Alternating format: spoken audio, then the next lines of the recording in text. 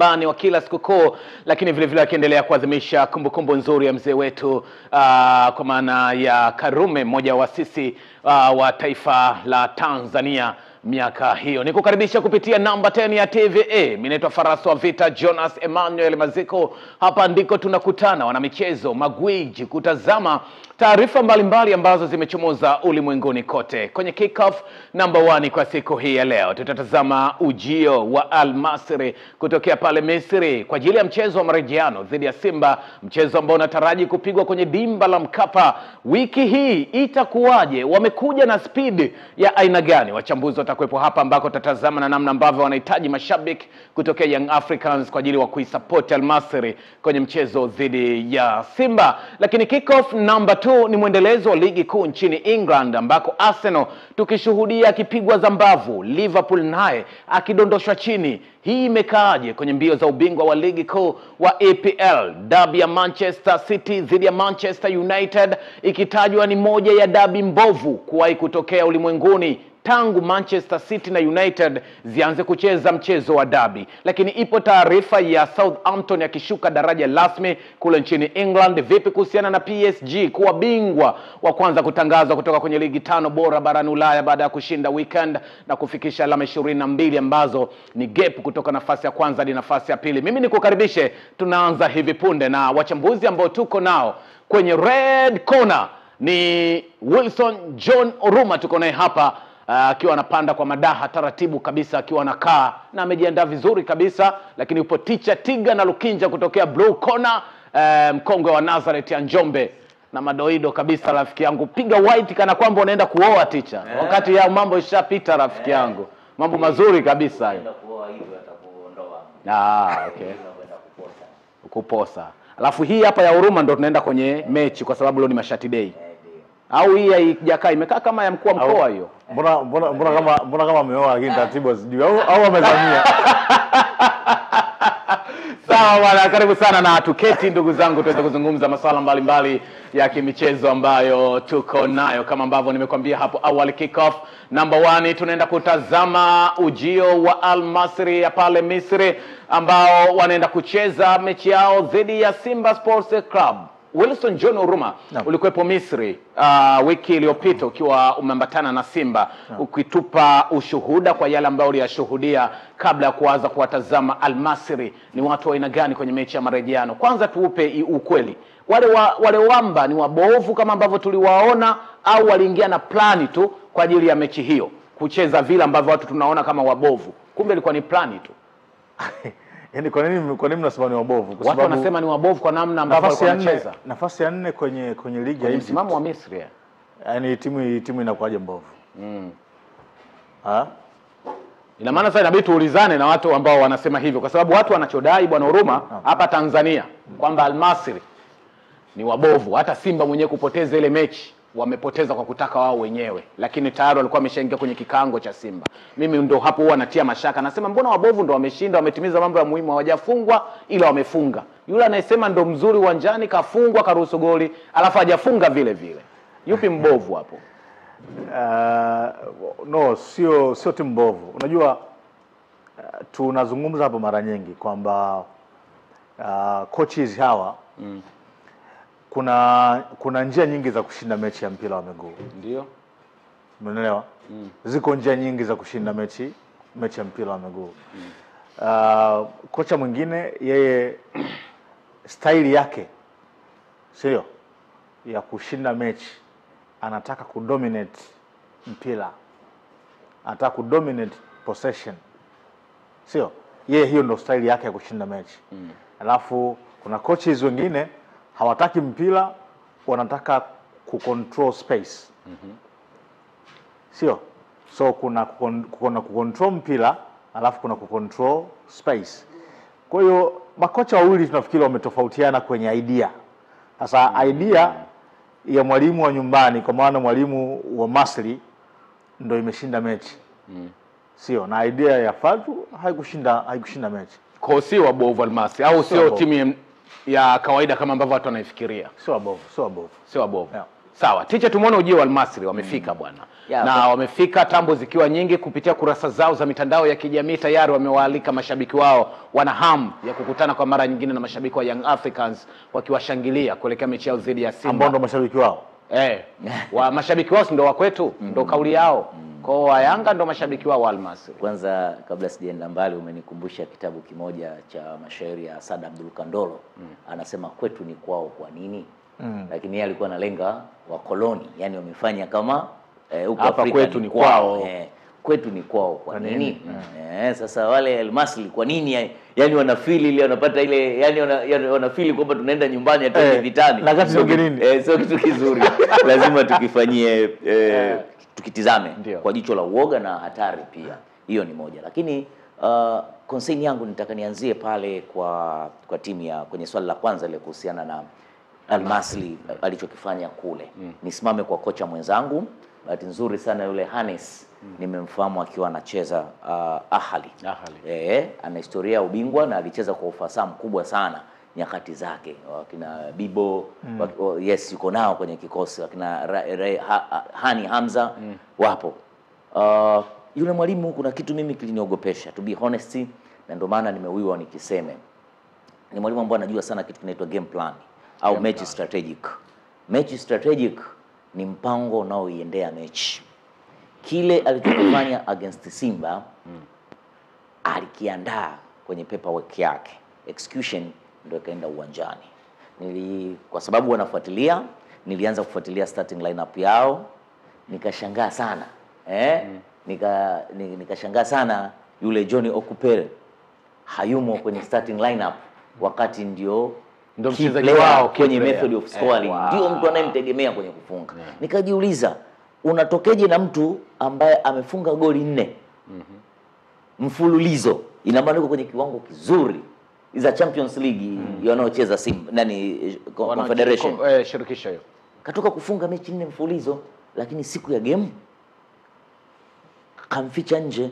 Mpango kazi. Huo ndo mpango kazi. Kamficha nje, kajua kwamba upande wa pili kwa kupitia video analyst wao, yani wamemmaliza huyu kwa kumfanyia tafiti kwamba ni mtu threat, atapewa ulinzi. Kwa hiyo uwepo wake ndani itakuwa kama useless. Kwa sababu atafanywa marking kubwa sana. Kwa sababu ndo mtu threat. Kamficha nje. Lakini anapompa dakika 12 za mwisho, anakwenda bado kuonesha kile alichonacho. Ina maana game ya 5 mfululizo na score. Umenielewa? Tunaanza kuangalia hizi homework. Moja alikuwa bora kwenye kufanya homework, moja kufanya homework kwa ubora wake. Kwa yupi alikuwa bora kwenye homework? Manake coach ule wa Hans, na yupi alikuwa mbovu kwenye kujiandaa kwenye kuelekea mechi? Maana yake aliyepoteza sasa ndio ambaye hakujiandaa. Kwa mtu ambaye threat yule akaja akaonesha threatness. Si ndio? Na thanks God mwenzetu ulikuwepo.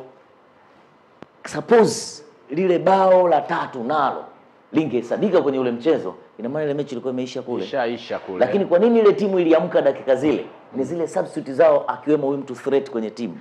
Kwa hapo unaona ubora pia wa mwalimu ulikuwa na nafasi. Ndio maana tunasema nowadays mpira umerahisishwa kwenye video analysts. Ila umpate video analyst wa ukweli ambao anajua. Yupo mtu mmoja kuna pahala anachukua fedha za watu kwa taaluma hiyo, lakini ana share sana, yani anatumia maarifa ya watu ambao tupo kwenye ajira several times, lakini kandarasi ya kwake ujue. Ticha wala nimeelewa hiyo kodi. Nimeelewa hiyo kodi. Sawa, Wilson John Oruma, kitendo cha Al-Masry kujipa imani kwamba si mara ya kwanza kuja Tanzania. Walishawahi kuja na wakatoa sare ujue na Simba Kwa wanakuja kwa mara nyingine, na walivyokuja kwa mara ya kwanza walipata shangwe kutoka kwa mashabiki wa Young Africans. Na sasa wamewaita tena, wamewamiss, wakawashangilie tena. Kuna namna ambako inaongeza ugumu wa hii mechi kwa Simba pindi ambako Al-Masry kuwatumia ama kupata support ya Watanzania wenzetu ambao wapo hapa Misri kuishabikia. Kuna ugumu unaongezeka au hata wafanyaje? No, of course. Kwenye mazingira hayo lazima ugumu unaongezeka. Kwa sababu unatamani Masri wajisikie wako ugenini. Umeelewa? Unajua kwenye ule uwanja wa Suez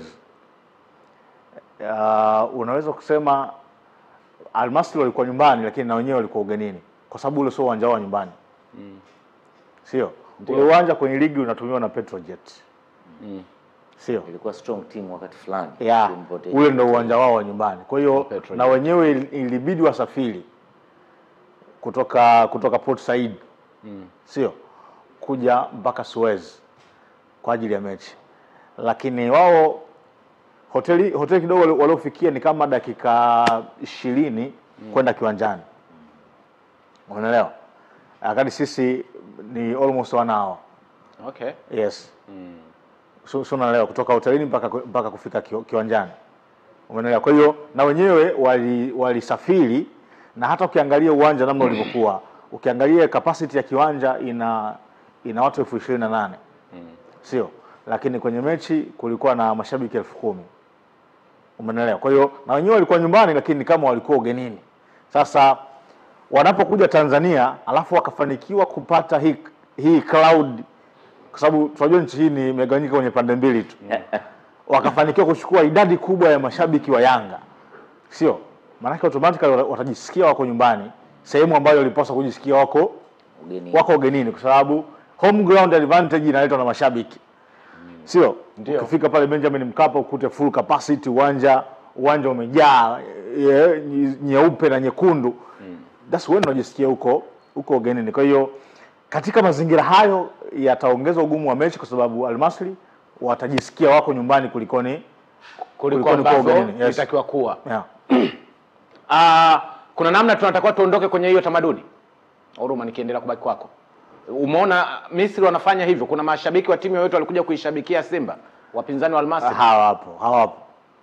Kwa nini tunafanya hawapo?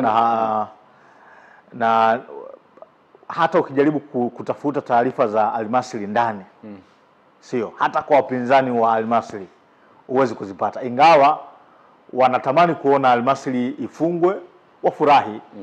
Sio, kwa sababu sasa kwenye mpira wewe unataka nini? Ndio. Mpinzani wako akipoteza ndio furaha yako. Sio, umeelewa? So hata mashabiki wa Yanga kupoteza kwa Simba ndio furaha yao. Ambayo hiyo mimi sina shida nayo kabisa. Umeelewa? Yaani mimi sina shida kwa Yanga kuiombea Simba isiende nusu finali, au kwa Yanga kuombea Simba ifungwe kwenye huo mchezo wa Jumatano. Umeelewa? Mimi shida yangu ni kama ikitokea au unasikia kwamba Yanga wametia mkono kuisaidia Masry ili ifunge. Mimi hiyo ndio shida yangu kubwa.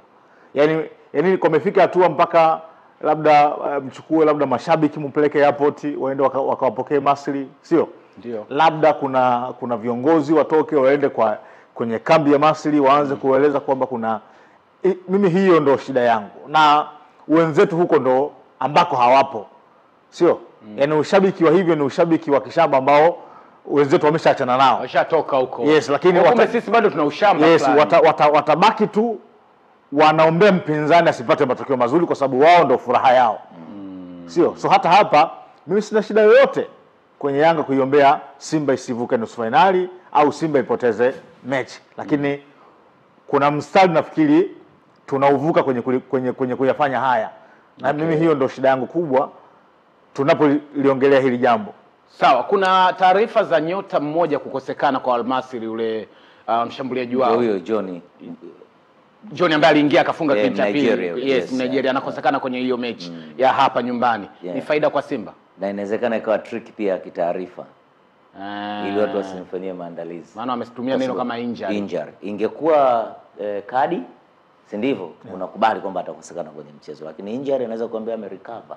Maybe ni tricky, lakini tuheshimu kama ni taarifa za Sasa in case ana injury anakosekana kwenye mchezo, timu yao haiwezi kupungua nguvu kwa asilimia kubwa, kwa sababu hata wakati anacheza mchezo uliopita ndio nilosema kwamba dakika 70 ngapi alitumia nje, wenzake wakasurvive tu mpaka baadaye alivyoingia yeye akairahisishia timu, akaanza kupiga mpira mirefu kwa sababu ana uwezo wa kuwalalia watu wawili wangapi anakimbia nao, akaenda kuwarahisishia kitu. Lakini kwenye takwimu za ufungaji, mechi ya Simba alikuwa anaweka goli lake la 5 kwenye kombe la shirikisho.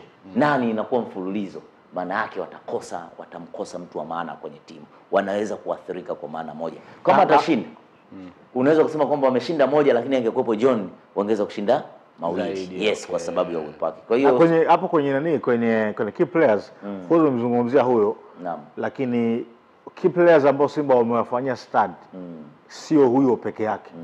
Okay. Walimfanyia kazi pia Dagmum. Yes. Sio Mum ambaye alifunga bao la kwanza. Hata ukimsikiliza Fadlu kwenye interview yake anazungumza, anasema Masri wana quality kwenye timu yake. Anataja wachezaji zaidi ya watatu. Sio? Akiwemo pia Mum. So wamemfanyia kazi, lakini kwa bahati mbaya kwenye mechi hakuweza kumzuia. Sio? Na alifunga bao nje ya box. Alikuwa Kagoma na Shaba. Sio? Walikwenda kumclose, lakini it was too late. Mtu akapiga, mpira ukajaa kwenye wavu. Hata ule mpira ulipigwa katika ufundi wa hali ya juu sana. Maana alipiga kibao cha nje ambao mpira unakwenda kudunda, unapofika kwa goalkeeper unanyanyua tena, unaenda uelekeo mwingine, inaongezeka. Ndio maana timing ya keeper Kamara anavyofuata chini, ule mpira umepanda. Suppose usingekuwa umepigwa pale, keeper ana uwezo kutoka kwenye base akawai, badala ya kwenda chini akatangulia kusimama kwa kubodi hivi. Maana yake utakapodunda ili upande juu anaushikia hapa. Lakini yule mchezaji alikuwa vile sharp, jezi namba 17. Na wakati ule timu ilionyesha kama ina penetrate kupita winga kushoto. Mipango inafanyika kule, kumbe wanaomwandaa kufunga yuko mbali kabisa. Anaingiziwa, tunasema ile pasi ambayo ni square pass makusudi. Inamkuta kwenye engo C. Tumekuwa tukiimba hapa engo C ni nini. Engo C ukiwa mpigaji mzuri huwezi kukosa kuscore. Jana linafungwa goli moja ya goli bora sana TZE. Sijui kama utaliheshimu. Namungo na KMC. Goli la kwanza la Namungo. Mtu kakaa kwenye engo C la nje karibu hadi 40. Pigwa kaokota pale.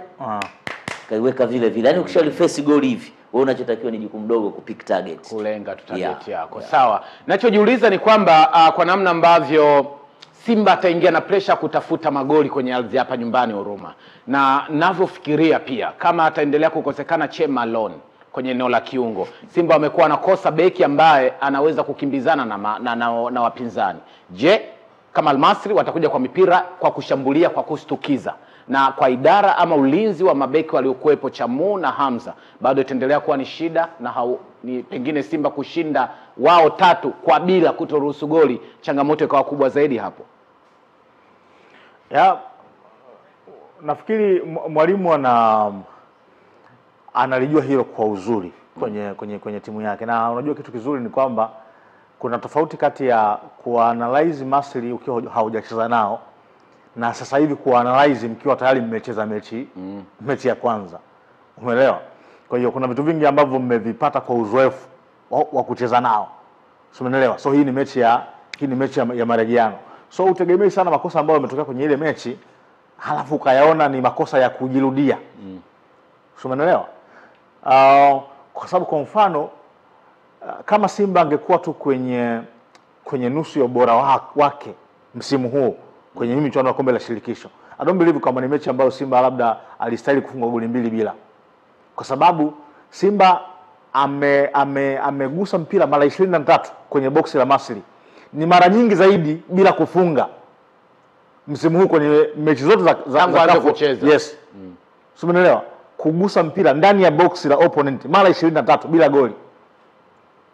Umeelewa? Mechi ile nzima Simba alikuwa na on target 7. Sio? Alikuwa na mashuti 18.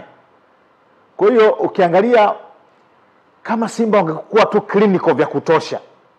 Na nafikiri moja kati ya vikao ambavyo Fadlu amekuwa navyo na wachezaji, kikao hiki baada ya hii mechi ilikuwa ni moja kati ya vikao vigumu kuliko vikao vyote ambavyo Fadlu amefanya na wachezaji msimu huu.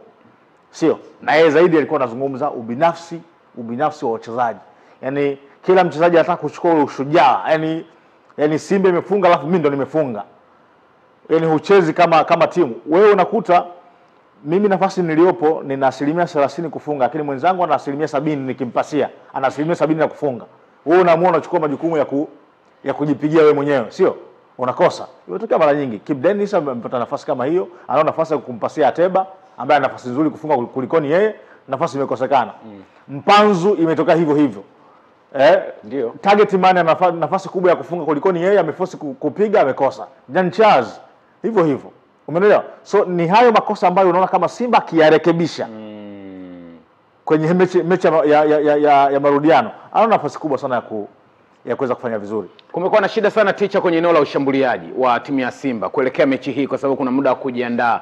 Mimi nataka kuzigawanya, nyinyi makocha uwanjani huwa mnatuambia kuna type labda 2 au 3 ya washambuliaji na namna ya kuwatumia. Je, Simba washambuliaji wake mama wale watatu ambao wapo kwa maana ya Valentino Mashaka, Ateba na Mukwala ni wachezaji ambao kwa staili ya ushambuliaji wao na wanatakiwa kutumika kwa wakati gani ticha? Na je, hii mechi ya marejeano ni ipi ambayo mshambuliaji wa aina gani ambaye ni sahihi kumtumia? Yes, kwenye type ya washambuliaji kuna kitu cha pili kitaongezeka hapo. Aina ya washambuliaji tulionao, tuna aina ya washambuliaji watatu. Dunia ya sasa ina aina ya washambuliaji watatu. Playmaker kama mshambuliaji ambapo tunazungumza namba 10. Alafu kuna false 9 ambao hana attribute za kishambuliaji passe, ana combine midfielder na ushambuliaji. Alafu tuna clever forward au clever striker.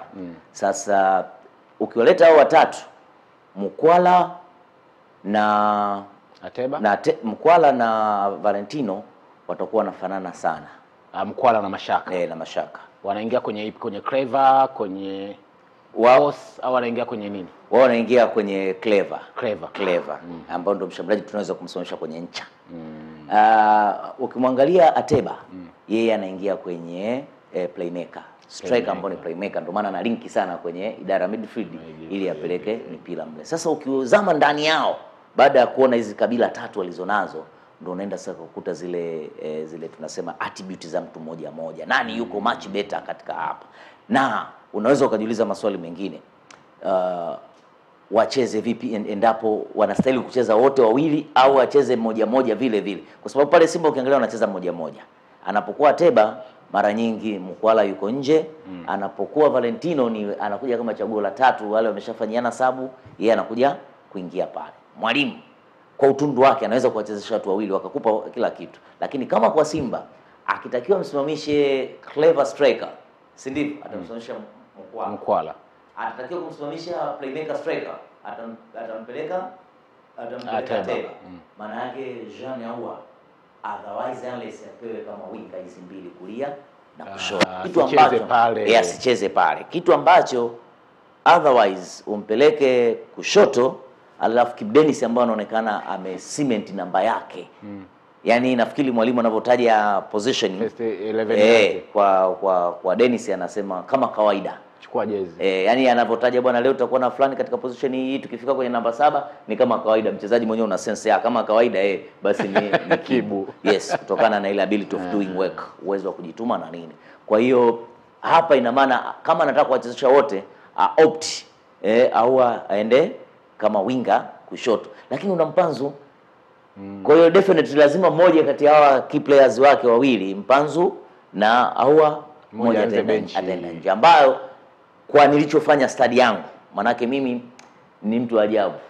Yaani ninaweza nikakaribisha hadi watu kutizama TV kwangu hizi games ili wachote tu maarifa. Yes, na mimi ni sometimes nikatoka nikaenda vijue vikubwa leo kwamba mpira tunauzungumzia wapi, upate maarifa na mahitaji ya watu wengine. Hiyo inanikuta sana. Ndio maana wewe ni last time tulienda pahala. Maana yangu niyo. Asije Nonga kasikia akasema mpo ulimpeleka Maziku twende na mimi. Ndio maana nimesema somewhere, tuishie somewhere. Tafsiri za hivyo unaona mahitaji ya watu. Sasa nilichotaka kusema hapa, in case majority imeulizwa acheze Mpanzu au Ahoua au Mukwala. Yaani katika hao watu wawili. Yaani Mukwala hapo tumeshampa nafasi, Ateba chaguo la mwalimu tumempa nafasi, Kibu tumempa nafasi. Tuna nafasi ya mwisho ya Mpanzu na Jean Charles. Wengi watataka ende Mpanzu. Na wewe mtu ajabu. Hata mimi.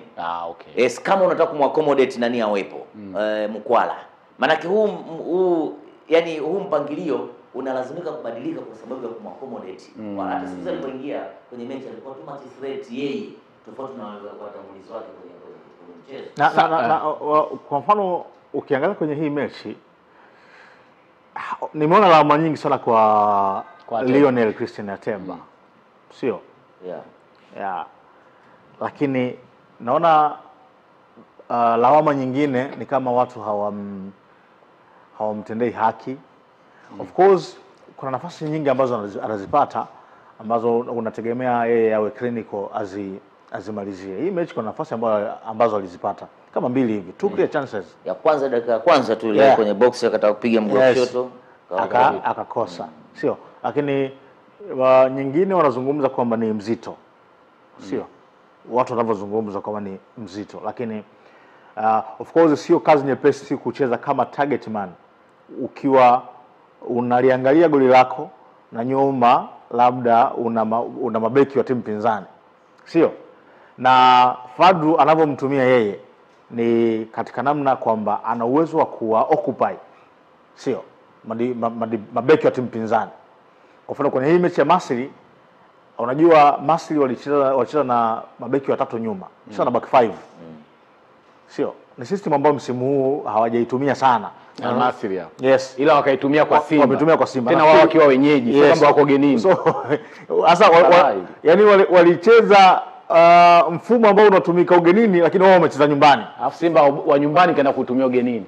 Sababu alienda kufunguka Simba mwanzo. Sasa nafikiri ni kulingana kile ambacho mpinzani alikileta. Okay. Kwenye mechi, kwa sababu unasema mpira ni dynamic.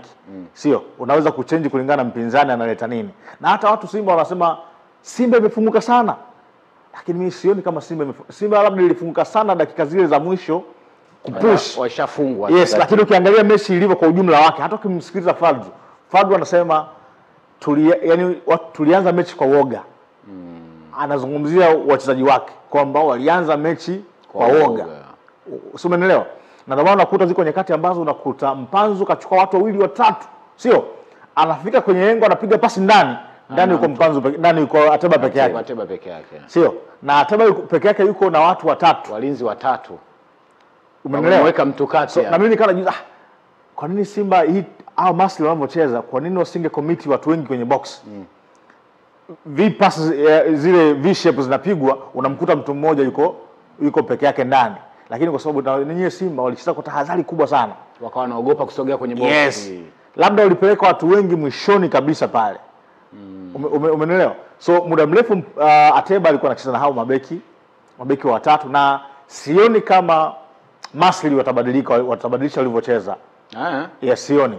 Kwa sababu ule mpango wao waliocheza nao nyumbani ndo mpango wa timu nyingi ugenini. Sasa kwa nini wabadilike? Na ni mpango ambao tayari umeshawapa matokeo. So kidogo ilikuwa kazi ngumu kwake kwa Ateba, na hiyo kazi ameifanya vizuri. Isipokuwa wale supporting cast. Kwa sababu kwa nini Ateba yuko pale kuoccupy wale madefender wa timu pinzani, ili kuhakikisha kwamba Kibu na Mpanzu wanapata nafasi nyingi sana za 1v1 ambazo wamezipata. Sio? Changamoto tu ni kwamba hazikutumika vizuri. Na ndio maana tutakuja kumzungumza Ateba kwa hayo mapungufu makubwa hapa. Umeelewa? So ninachokiona, sioni kama Masli watabadilika sana. Ambacho nakitegemea ni Simba kubadilika sana. Na Simba abadilike vipi Huruma? Na hapo kwenye kubadilika, nimemsikia Tchetiga anazungumza kuhusiana na, umemuuliza kuhusiana na labda hapo mbele labda ongezeke Mkwala au Ateba atoke inge Mkwala na vitu kama hivyo. Lakini eneo lingine ambalo nahisi linapaswa kupokea mabadiliko, sioni kama ni afya. Kwa namna ambavyo Masli wanacheza, bado Simba kwenda na Kagoma na Ngoma kwangu mimi. Ungekuwa na buku hapa. Sina buku hapa Huruma. Sema tu ni vile. Umeelewa? Ni vile benki iko mbali. Benki haina hata buku. Haiwezi kuwa benki, sawa. Yupi sasa? Ni nini kifanyike? Sioni kama ni afya kwenda na Kagoma na Ngoma. Nafikiri mmoja anaweza kuanzia nje. So mwalimu akaopti kwa a creative midfielder mwingine. Sio? Labda anaweza kuwa ni Chesambi labda, au anaweza kawa ni Mutale. Sio? Okay. Yes, kuna mechi kama hii. So una namba 10 wawili, Jean Charles labda na Mutale. Sio? Ambao watasaidia ku open up. na kwa namna Mpanzu anavyocheza. Unamzungumzia ni Joshua Mutale huyu. Yes. Maana washabiki wa Simba wanaweza akasema Huruma amechanganyikiwa, ni namzungumzia Joshua Mutale kwenye mechi ya serious ya maamuzi. Ndio huyu unasisitiza. No, kwa sababu unajua Mutale lazima tuwe kweli. Of course hajawa na msimu mzuri na Simba. Lakini ni mchezaji ambaye tushamshuhudia akiwa na daraja lake fulani. So inawezekana mechi kama hii inaweza ikamotivate, ikamrudishia ile daraja lake ambalo tumeshai kumuona. Yaani hii ni issue ya form. Unajua tukimzungumzia Mutale tutofautisha kuna form alafu kuna class. Sio? Tushe kumuona Mutale yule wa Power Dynamo ambaye alimfanya Kapombe hata kustaafu mpira. Alale usingizi wa mangamngamu. Kila anamuota Mutale. Mutale yule hapa. Sasa Mutale yule. Umeelewa? Anaweza akapata hiyo nani? Hiyo form kwenye mechi kama hii, mechi ambayo ina mahitaji makubwa, unajua, inaweza kumbusa akaperform. Sio? Nakuelewa. So kwenye point yako hapo kwenye nafasi ya Mutale au Chasambi ametolea tu aina ya wachezaji kama wale. Haya, mimi nitaka kusema kwa Mutale. Sawa. Kwenye hizi game mbili za FA alionyesha kwamba amepandisha standard yake yeye individual. Watu wakasema kwa sababu ni big man. Yes, na kule sasa kwenye play style unajua mechi nyepesi kwa timu ndio unatakiwa kuona pattern ya kucheza kwa timu na mchezaji mmoja mmoja. Yaani mimi timu yangu ikoje? Unaanza kuijua pale. Maana yake Mutale leo angeweza kuwa shujaa wa Simba kama hata ile game ya kule. Kama unafanya lineup yako according to performance ya mazoezi na kwenye mechi zilizopita. Mutale alitakiwa kupata nafasi kule. Maana yake kwenye mchezo wa marudiano confidence yake ingekuwa iko juu sana kwa sababu yuko kwa sisi tunayemuona yuko kwenye kiwango kizuri kupitia mechi mbili za FA. Sasa angecheza na ile leo ungeweza kuwa unajivunia kama silaha kwamba bwana hata in case labda unajua game inavyoanza. In case Mpanzu amepata tatizo lolote dakika ya kwanza ya pili, yani game bado mbichi, nikiingiza mtu ana cover. Unajua walimu hawa huwa wanasema yani Jonas bora angeumia dakika za mwisho. Unajua ile. Wanasema hivyo kwa sababu wanaamini kabla ya kuumia ungetoa mchango mkubwa kuliko mtu labda kaumia dakika ya 5. Maana yake huyu ana dakika 85 ni sawa na huyu mtu ambaye yuko nje amecheza mechi mpya. Yaani ni sawa kaanzishwa. Sijui kama unanielewa. Sasa confidence ya mchezaji huyu kwenye kiwango ilikuwa inatakiwa ibarikiwe kwa kupitia mechi ile waliocheza away na alisafiri, na mimi nilitegemea kwa ile super performance yake kwa sababu ya alichokionyesha hapa kwenye zile mechi mbili kinashawishi kuanzishwa. Sawa, tunamalizaje hapo kwenye mawazo yako kwa Fadlu kuelekea kwenye hii mechi? Umegusa idara ya kiungo kupunguzwa mmoja, aidha Kagoma au Ngoma ukampendekeza. Kwenye idara midfield aliyogusa Mavambo hajapata nafasi, lakini kama Jean Ahoua ana ufasaha wa kucheza as a central midfielder kwenye ile mtiririko ndio upendekeza mimi.